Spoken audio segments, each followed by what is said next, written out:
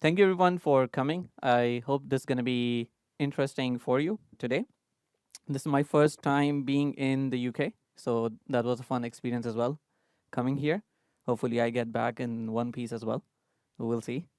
But I've been asked by my wife to see the UK as it is the biggest urban forest in the world. And I am a bit scared, but I would love some advice from you folks after the talk because I feel like if I go to places and visit, then it's gonna be a bit weird when I go with my wife as well because I cannot pretend to be. How cool that is. But let's talk about the prompt. It's an interesting era today. If someone asked me, let's say a year ago, will AI be replacing jobs? I would just bluntly say no. But it's actually becoming really hard now to be consistent with that.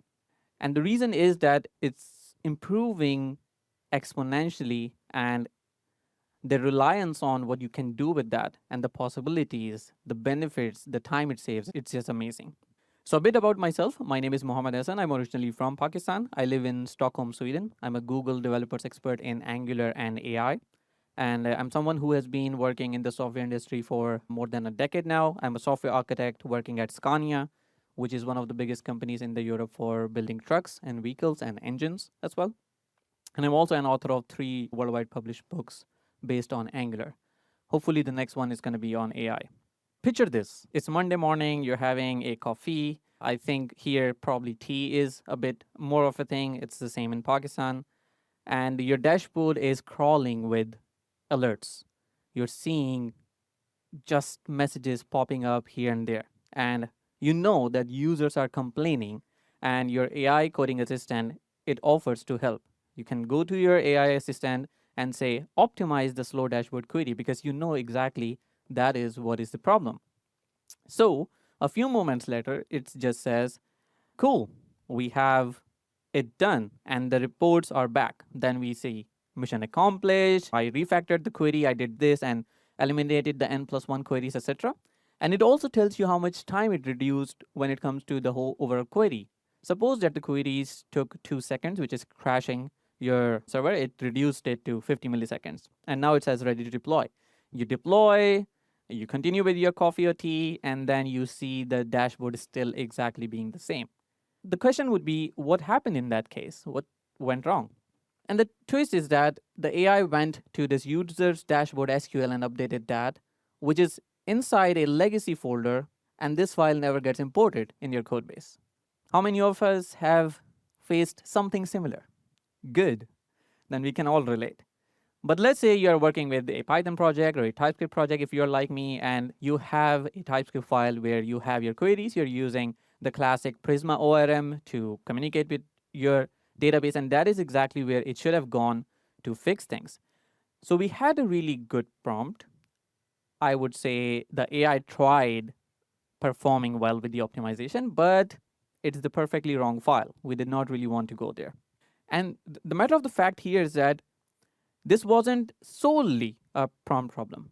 We know that you can always ask better questions, which is essentially prompt engineering, but this specifically was a context problem because it did not really know there is a file that exists which is called something SQL, and it should not be really updating that. It should be reading a file that doesn't explicitly name that, but we didn't have the context. So I personally believe that for the past year, we have been a bit distracted. We got to know, okay, we have this superpower called prompt engineering. We got amazing techniques like telling the AI act as a helpful assistant. I can't remember how many times I've told it, you are a senior software developer, don't write crappy code.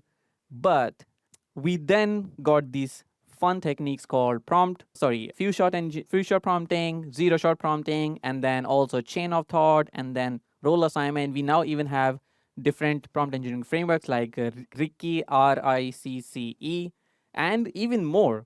And we're going to talk about that as well. So we crafted with the prompt engineering technique, we just crafted the perfect key, but the question is which doors it should go and open. That is where context engineering comes in. So, in general, this is all what we did. We just told it, asked better questions. Everybody is just going in their environment variables, changing the prompt, and then expecting to get better results. I myself did that as well. I published a book called The Angular Cookbook, and I wanted an AI assistant for that. And I think at least 50 times I would just go there in the environment variables and then update the prompt to say, do not share the actual code because the publisher would sue me. Just share examples from my book or concepts that are already there. So the real problem is when agents go from your local host to production. When you really want to scale, when you want to get real results and accurate results, and their prompts are not really just enough. So, why did this issue that we discussed, this analogy of the dashboard, why did it fail? So, first of all, when the AI assistant went to solve the problem, it did not have the code base awareness. It did not know which file to look at, which files are legacy, which files are not. It did not also have any memory. So, we just said, AI, do something, but does the AI know what kind of code we have been shipping for the past weeks or so? Does it know if there was a new release? Does it know if something is in a branch and not merged? None of these things are available to AI. And then also no tools to really get some real time data.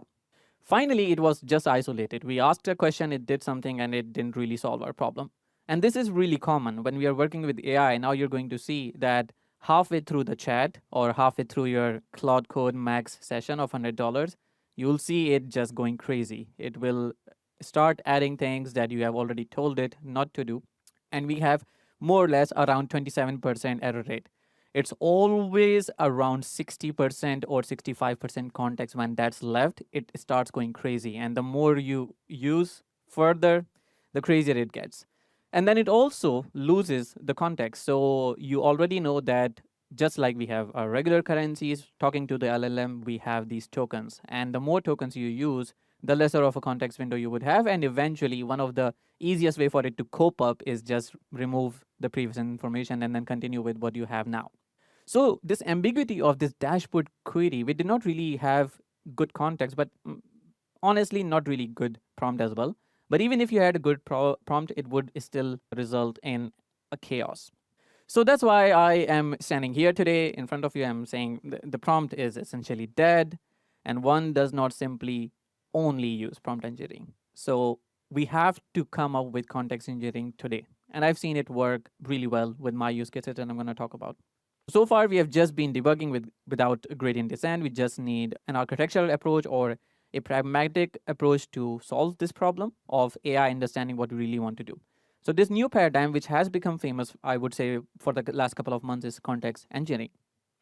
So in short, context engineering is providing context to your AI. You need to give it enough information so it understands what kind of task do you want, what kind of output do you want, what does it have at its disposal, what can it really use, where can it go for information.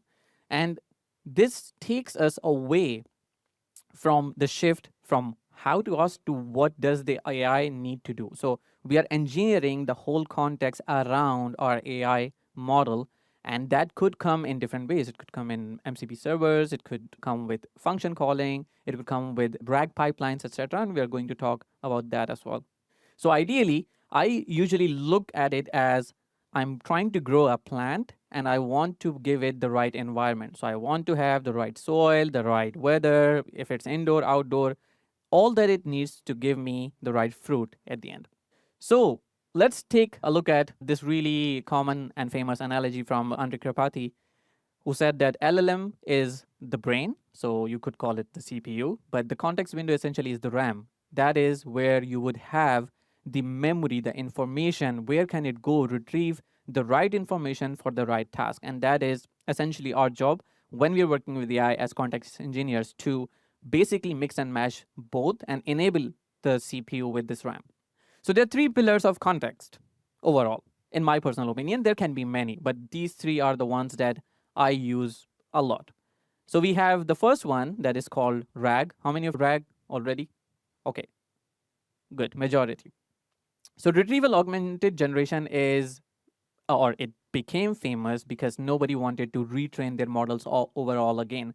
And the idea is that you have the same LLM, it has all the general purpose capabilities, it's a multitude of expert. You can ask question about maps or places, and you can also ask it to code as well.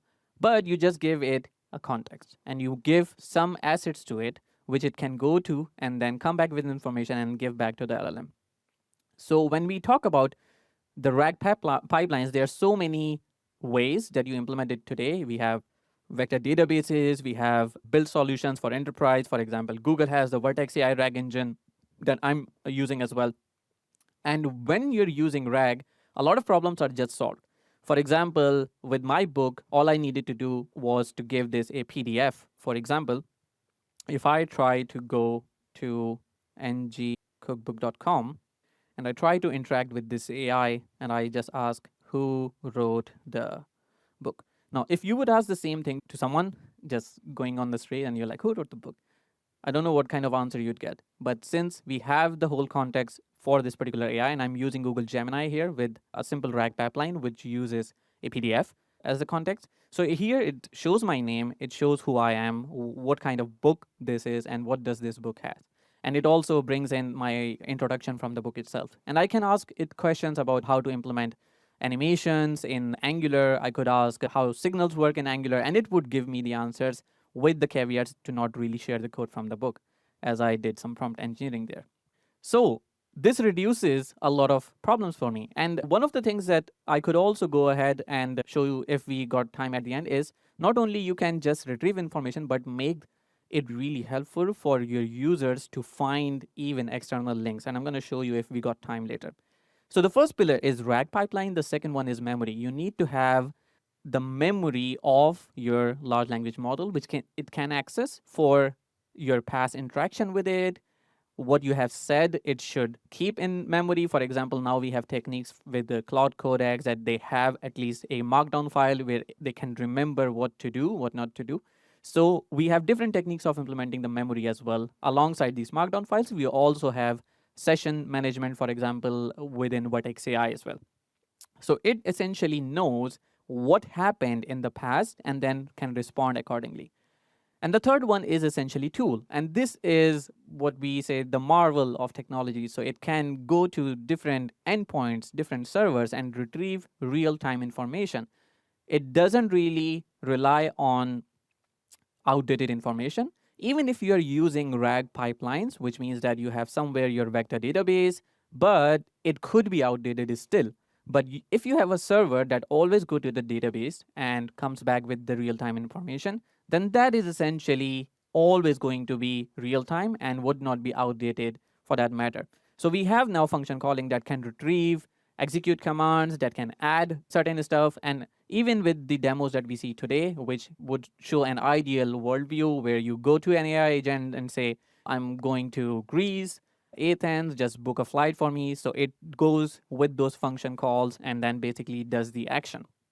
So all of these give your AI agent a whole set of tools and environment, which is essentially its context. So it knows what to do with these tools. So when we talk about context, it's not, again, just dumping data into the prompt. This is something that I've seen and I've done myself in the past as well. Like it needs more information, just take the JSON, copy paste it in the prompt, and then send it. What issue do you think that causes? Anyone? What's wrong with just sending my whole JSON in the prompt itself?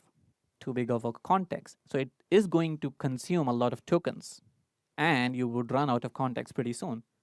So when you're sending information to the large language model, whenever you ask a question, it consumes tokens. When it answers, it also consumes tokens. And then when you ask a question, then it sends everything back. So it keeps on growing the context overall. So that's why it's not a good idea to just dump data into the prompt itself, but rather make it possible with different techniques like RAG pipelines, with the function tools to essentially have this whole framework around the AI to use. And how many of you have seen this thing called compacting context or summarizing context so far? Good. So you folks are essentially power users of AI, I would assume. So now Cloud Code, Codex, Gemini CLI, almost all these CLI tools, as well as the web tools as well, give you this thing where they summarize the context for you. So you don't have to clear everything. Previously, it was just clear the context, start a new chat. But now it can summarize it for you, and then you can take it from there. And that's a really good technique that I try to use in many places. Once I'm seeing I'm running out of context, I just summarize it and I save it somewhere so I can come back tomorrow and then I continue from where I left off. I also have a habit for when I'm asking AI to do a task for me, I ask it to also keep updating a file where the task progress is done and summarized on and on. And then if something goes wrong, if I run out of Cloud Code credits, etc., I can always continue from where it left. So these are the things that we're talking about. Now, when we talk about RAG, that is essentially one of the best things that happened with RAG is a problem of finding the source. And that was always a gray area. Once you have an AI model, you ask it something, it gives you an answer. You have no idea where it got its answer from because you have trained the data, but you don't get to the source of the answer itself. With RAG, it's possible to directly link where it got its source from, and then you can trace back the reasoning as well, which also makes it possible to validate your RAG pipeline as well, which is something that a lot of people try to do as well. So now we're talking about something called context rot. So when we talk about one of the biggest problems when it comes to context engineering, that is context rot. So not always it's a good idea to provide as much context as possible. If you're a power user who uses, let's say, Cloud Code or Codex, I want you to go home and then just see if you're using a bunch of MCP servers, how many contexts do you have when you start a chat? You're going to see that it could vary between just losing 20% context already or 35% context already if you're using Playwright, Web Search, Context 7, etc., etc. If you're using all those MCP servers, even before you send your first message, you have just 65%, 75% of context left. So that is one of the problems. You may not always be using all of the MCP servers in a chat, but you still are having all those MCP servers. And another problem could also be that when you say something to AI and you have said it 2 hours ago, you may not remember that, but the AI does, and then it starts to hallucinate. So you might have said something that corrupts the new message. So it's always a good idea to just go ahead with a new chat if there's a new task. For example, if you just said we use SQL and then later on you're trying to work with MongoDB for some reason or Pinecone or DynamoDB, etc., it would contaminate the chat because it has that information. Now you need to override that with more messages, etc. But that's not really fun, and it also then takes the context as well. So when we talk about context hygiene itself, how do you keep it clean? My goal usually is to have what the AI model right now needs and not more than that, and whatever it is for the current task. Then also summarizing conversations as much as possible so you don't have a lot of context wasted. And then also, as I mentioned before, if you have a separate task that goes into a separate chat, you don't have to do everything in a single chat. It's again like cleaning RAM and closing all the Chrome tabs so you can work on other things. So, yes. But the question is, does it actually work? So I have some links in my slide that will show you that it actually does. We have about 4 times cost reduction when it comes to maintaining the accuracy of it. We have 30% accuracy improvement year over year, and about 70% of the people or the companies who have tried it actually resolve things autonomously. And it includes companies like Klarna, for example, which is one of the unicorns in Sweden. Yeah, I'm going to share the link later on. So when we talk about beyond going to text, it's not just that you need to provide context in terms of text or JSON files, but you can always give images as well. I had an interesting task just recently in Scania where I needed to take a page from Angular 1 and implement that into Angular 20.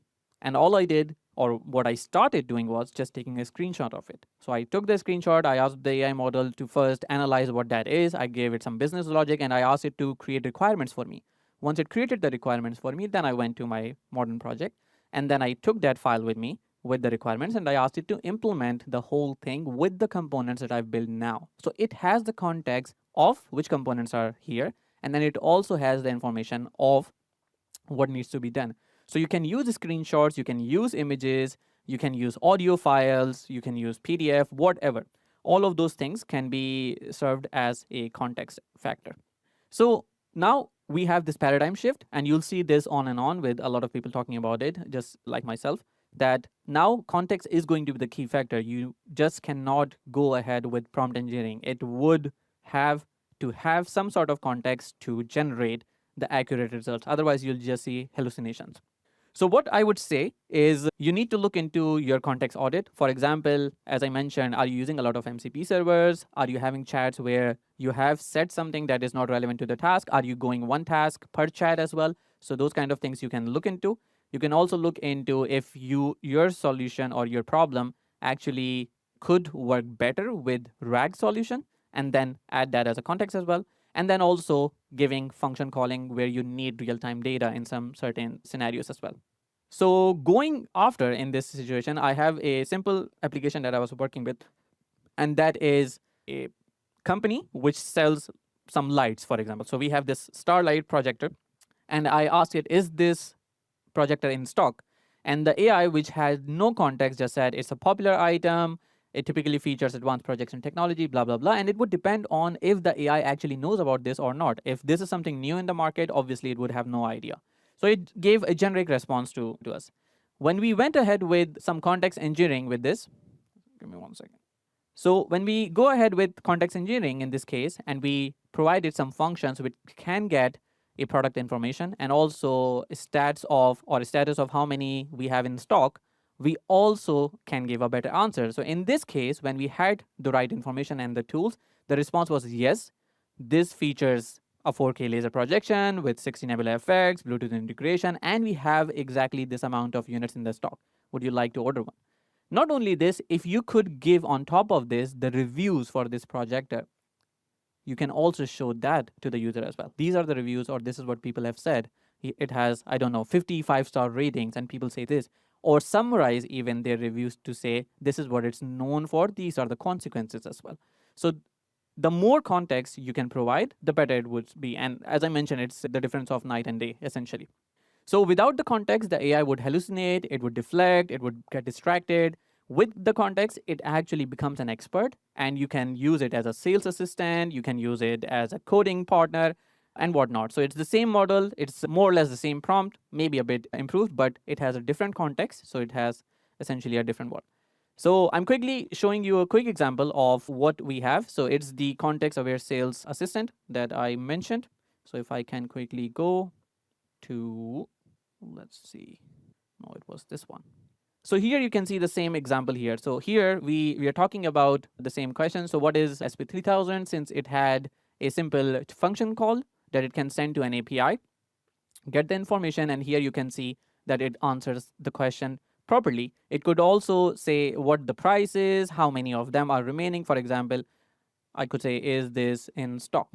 And when you're working with the Google's ADK framework and building an AI agent with that, it also serves at providing memory for you. You can also implement RAG pipelines with that as well. Now you can see that it tries to go to a different function to get the inventory status, and then you can see that it says it has 114 units available.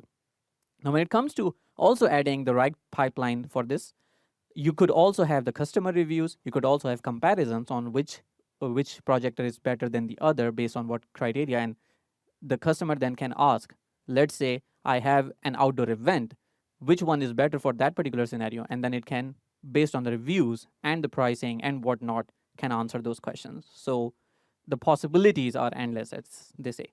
So I'm going to quickly move ahead since I'm a bit worried of time.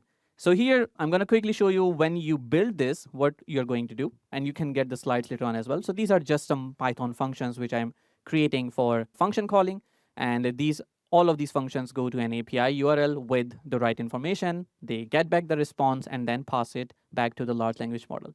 So we have more functions, and then we glue it together with our Google ADK agent. We are calling it the sales agent. It has a description. It has all these tools at its disposal, and we are using the Google Gemini 2.5 Flash for this one. And we watch some magic, but there is a limit. And here, what I wanted to mention, I'm skipping through it quick, that the tools, the function tools can only retrieve information, but things like customer reviews, things like project specifications, all those things which are not really in a database that you cannot really query to and which would not change.